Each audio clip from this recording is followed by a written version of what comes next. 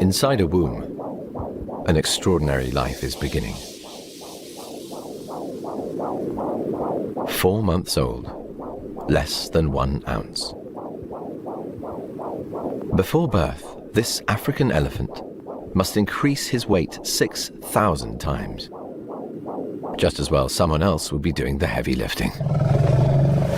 An elephant mother faces the greatest gestation of any mammal. She must carry her baby for almost 2 years, keeping him growing through extreme seasons and safe from many deadly enemies. But she won't have to do it alone. Her herd is her lifeline. And his too.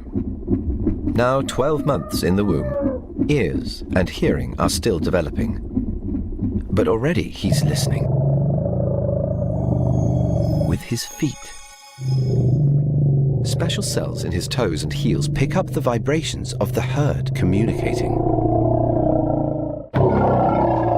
He's learning to recognize Mum and his huge extended family.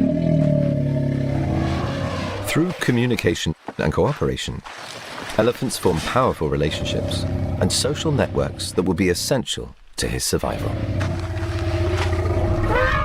But making sense of life within the herd requires incredible intelligence.